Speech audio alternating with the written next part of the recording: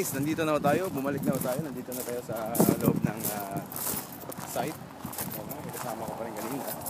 Ayan. Yun yung opisina natin, ano, opisina ng Hanwayan. Yan. Yan yung project natin. Tapos na ko kaming mananghalian.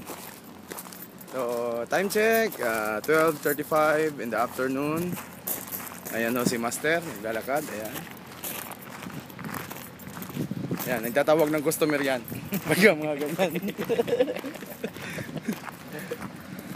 Yan yung opisina ng subcontractor. Yung Jongpong, Sako, Samyong. Yan mga yung service natin. Sungbo? Sa likod. Sa likod doon sa kabila. Ayan o, papasok na tayo mga kapuso, mga kapamilya, mga kapatid, mga kalabaw. So, ako ang inyong abang lingkod, Russell ho. Huwag niyong kalimutan sa Mayo, sa darating na halalan. Boto nyo na! See you later.